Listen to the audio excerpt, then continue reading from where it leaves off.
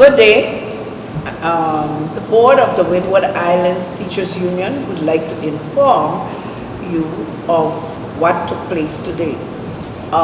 Actually, the Windward Islands Teachers Union had already started with some virtual meetings with our members. Our first virtual meeting was held, and in that platform of Zoom, only 100 members were allowed to be part, but we noticed that there were a lot of members that could not get into the platform. So we organized a next meeting, and that follow-up meeting was last night. On Thursday evening at 6:30, we had a follow-up virtual meeting where we took some measures and increased the capacity. In the meantime, there were also certain things that happened. It is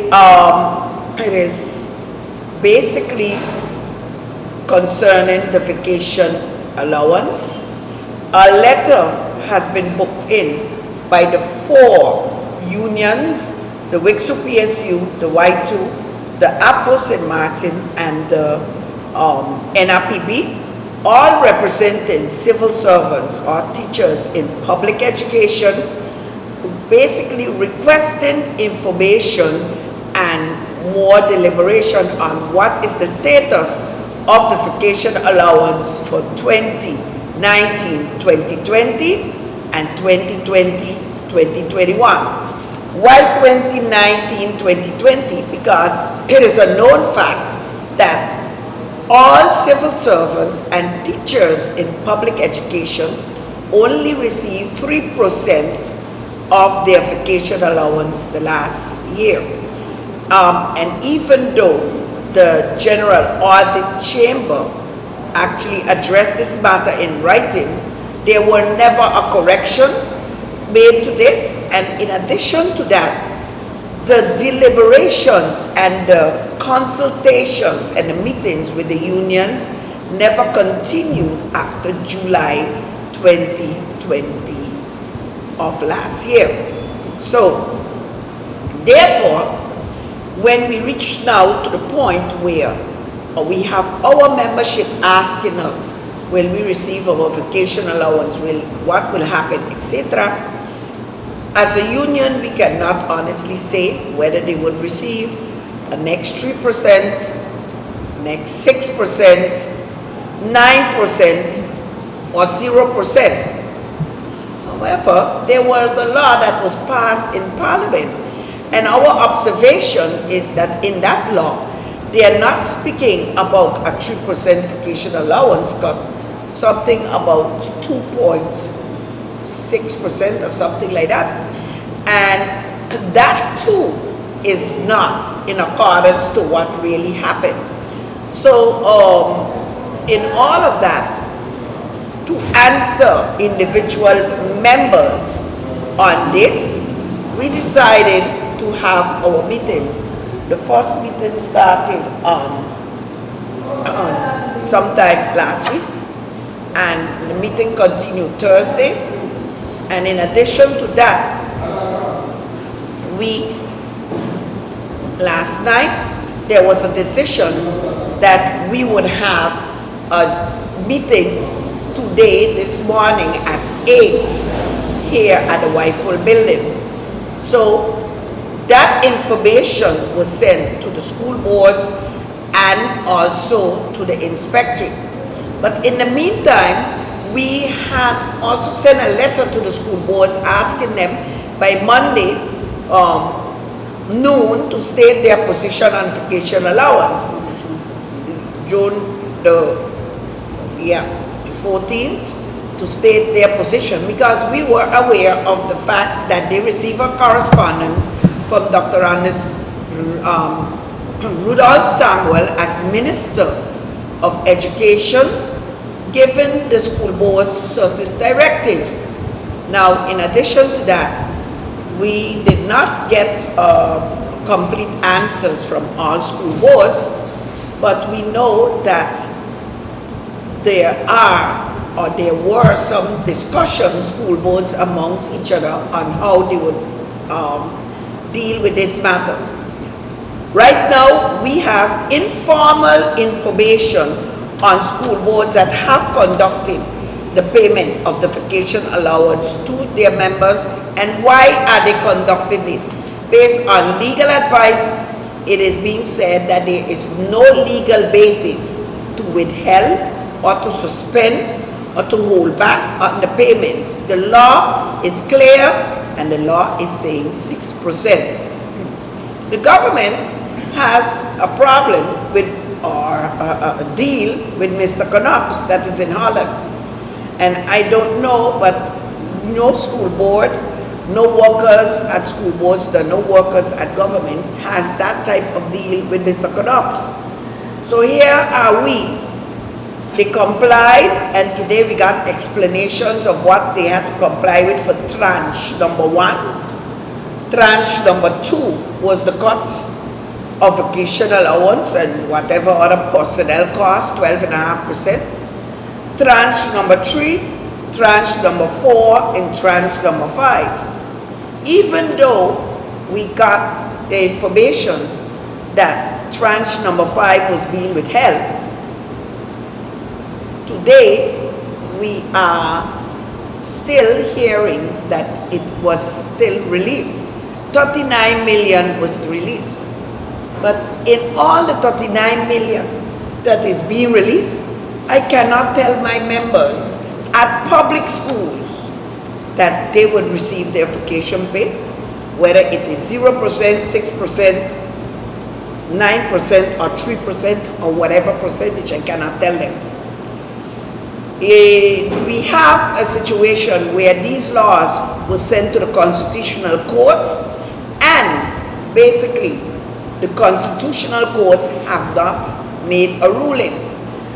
But there are certain perceptions, and from listening yesterday to a radio program, I strongly feel that this is just being used as a scapegoat. We're waiting on the constitutional courts, because even if the constitutional courts rule positive, negative, or whatever, that ruling cannot be implemented in this situation now. So it is the legislation, and since there is no legal basis for withholding the vacation allowance, the Windward Islands Teachers Union is basically representing their members in seeking the solution for this. So one of the areas are that we contacted a lawyer for legal advice, and that we will have that legal advice most likely finalized, when our members would be afforded the opportunity to get that legal advisor for a meeting, and for us to have a meeting with that legal advisor. However, while preparing for this meeting this morning, early morning, at 7, I was sent a WhatsApp letter, a letter by WhatsApp from the minister, and the minister expressed that he learned that we are having a meeting 8 o'clock at WIFOL, but he invited the union to come 8 o'clock at his office to discuss what are the concerns. Of course, since my members were already scheduled to be here, I explained to the minister that I have to speak to my members first. We having a discussion on the legal way, what to do, and then I would contact him and have the meeting with him. So that meeting with the minister and the board of the WITU took place at 10 this morning.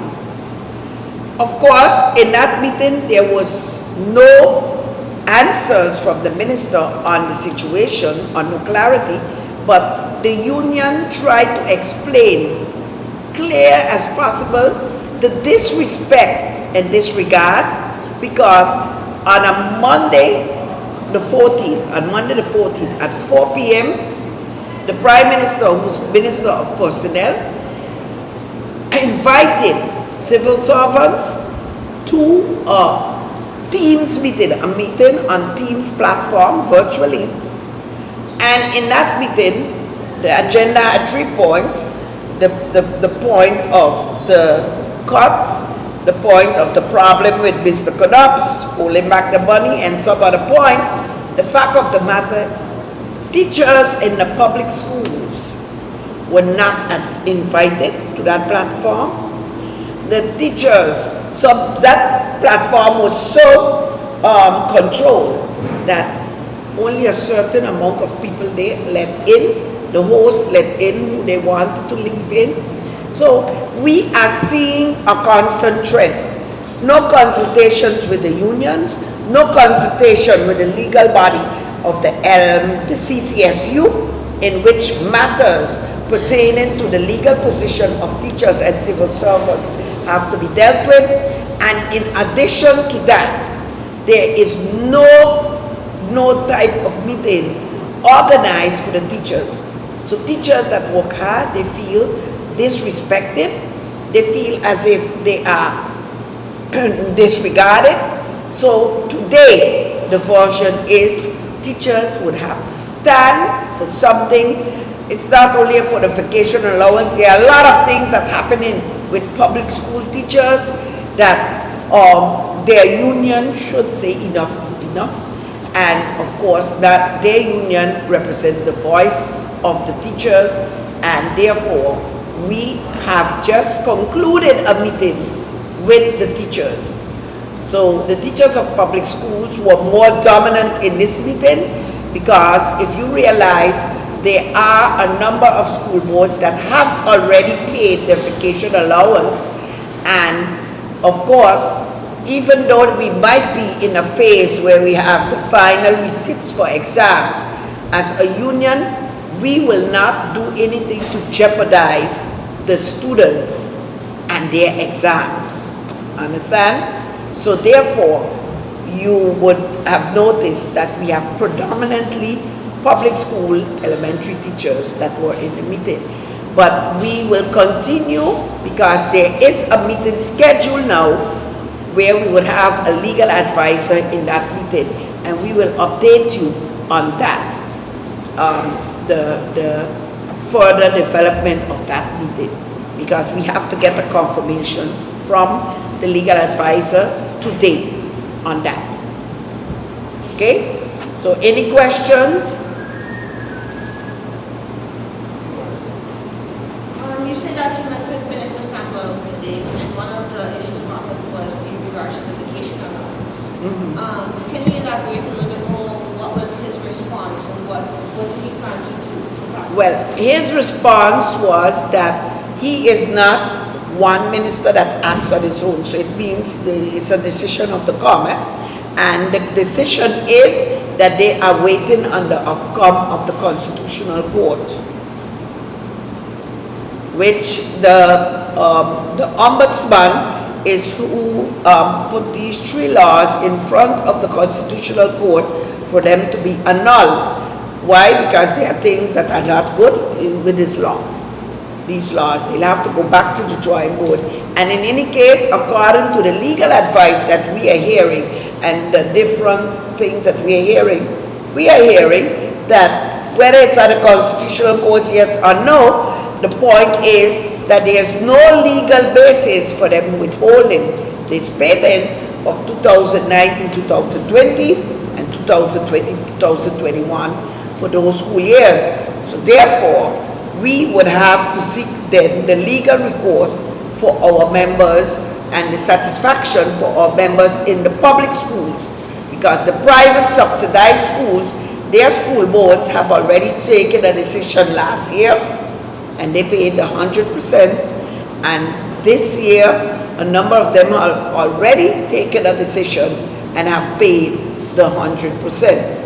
I cannot tell you right now with concrete confirmation, because not all the school boards contacted the union back and confirmed what they were going to do based on our correspondence, but we know more or less unofficially that about 5 have already paid. Who have committed to pay. Okay? Any more questions? You said on Monday in the presentation to the members that you have, what exactly will be taking place on Monday?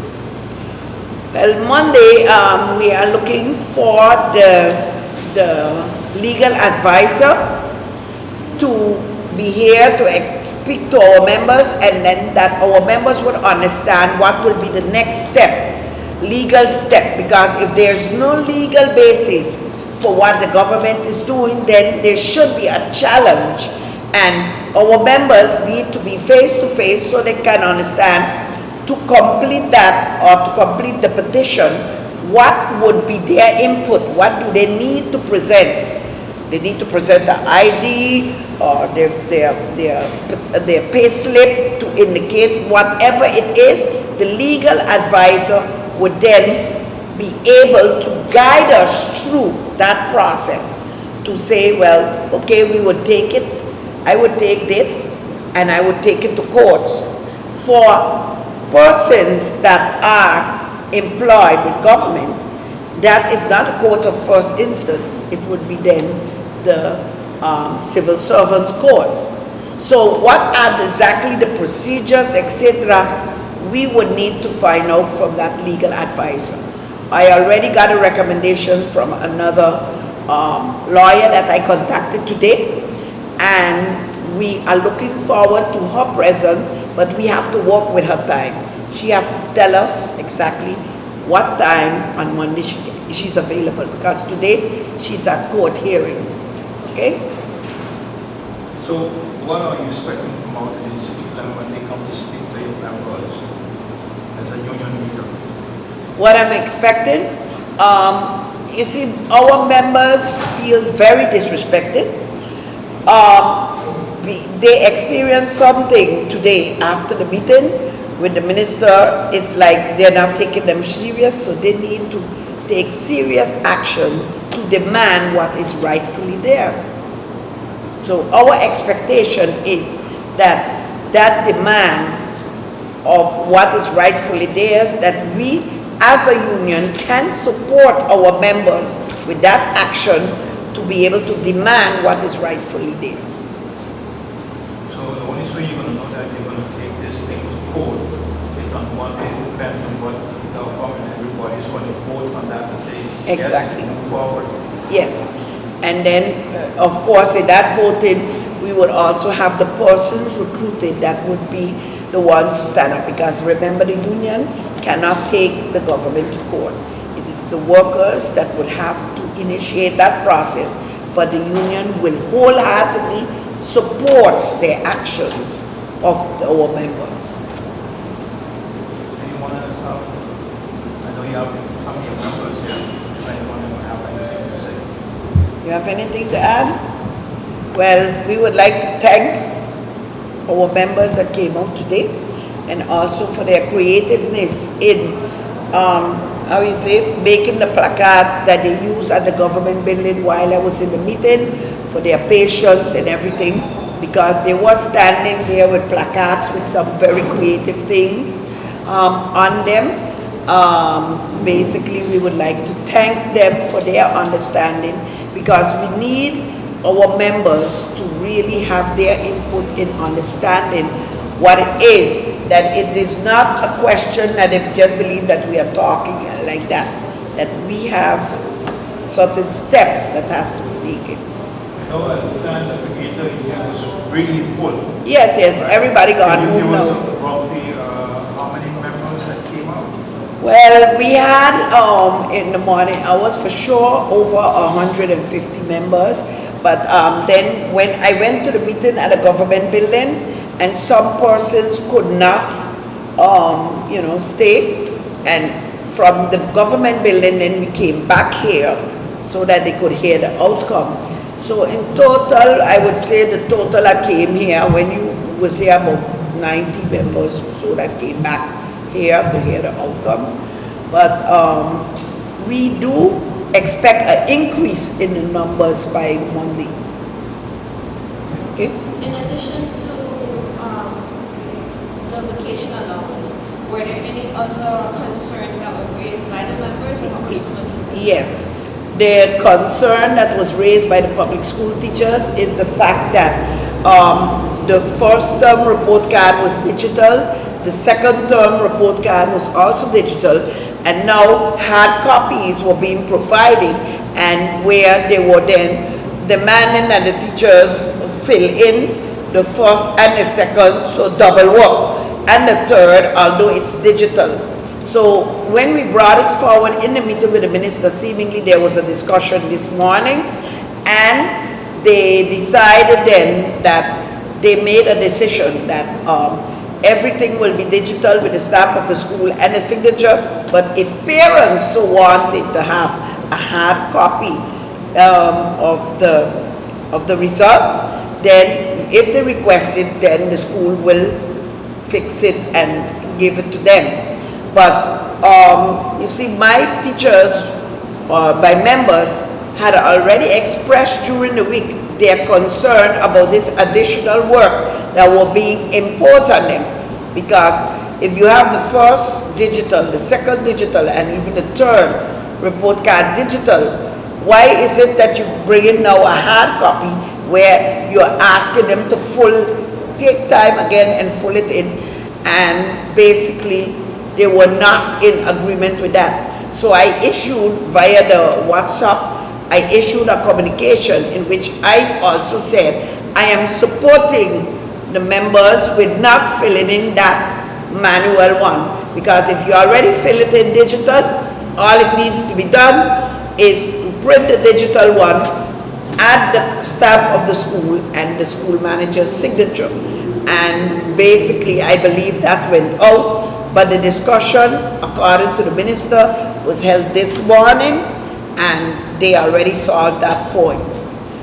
But our members still feel that there are a lot of things happening to them in the public schools that not necessarily would reach to the union, but that today they look at it as, yes, we are not standing alone for vacation allowance, but enough is enough with all the crap and disrespect that is happening in the public schools with us as teachers.